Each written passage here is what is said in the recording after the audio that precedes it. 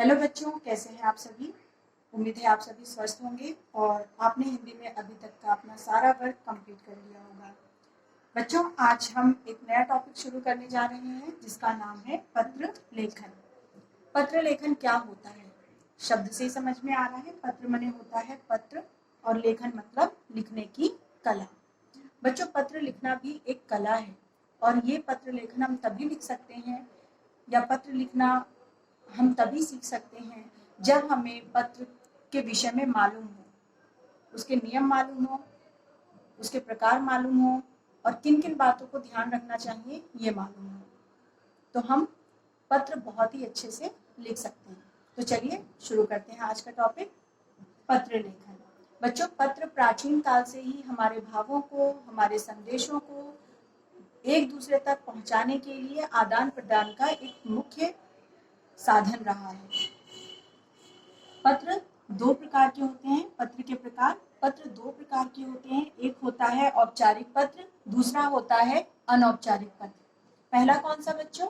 औपचारिक पत्र और दूसरा अनौपचारिक पत्र। बच्चों, शब्द से ही समझ में आ रहा है औपचारिक। औपचारिक मीन्स जो नियमानुसार लिखा जाता है, ठीक है, जिसको एक स्टेप बाय स्टेप उसको हम फॉलो करते हैं और तब लिखते हैं। तो कुछ नियम होते हैं पत्रों को लिखने के लिए, औपचारिक पत्रों को लिखने के लिए कुछ नियम होते हैं, उन्हें ही कहा जाता है औपचारिक पत्र। आइए औपचारिक पत्र किसे कहते हैं ये जान ले। औपचारिक पत्र, ये पत्र हम उन लोगों को लिखते हैं बच्चों जिन्हें हम अमूमन नहीं जानते, जिनसे हमारा निजी या पारिवारिक किसी भी तरह का कोई संबंध नहीं होता है। हम उनसे एक तरह से ऑफिशियल जुड़े होते हैं, ठीक है, जिनसे हमारा निजी या पारिवारिक संबंध नहीं होता। जैसे किन किन लोगों से हमारा पारिवारिक संबंध नहीं होता? जैसे प्रधानाचार्य, पदाधिकारी, संपादक। संपादक कौन होते हैं? किसी भी न्यूज़पेपर के जो संपादक होते हैं, एडिटर होते हैं, उनको कहा जाता है संपादक। जैसे अगर आपको संपादक के लिए एक उदाहरण मैं बताऊं, अगर आपको संपादक के लिए पत्र लिखना हो तो ये संपादक किसमें होते हैं? न्यूज़पेपर में होते हैं।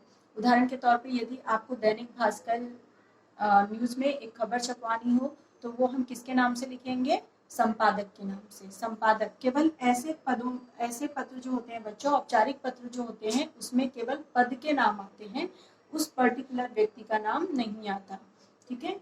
तो ये पत्र उन लोगों को लिखे जाते हैं जिनसे हमारा निजी या पारिवारिक संबंध नहीं होता है। जैसे प्रधानाचार्य, पदाधिकारी, संपादक, पुस्तक विक्रेता आदि को लिखे गए पत्र औपचारिक पत्र कहलाते हैं। आई होप आप सभी को इतना समझ में आ गया होगा।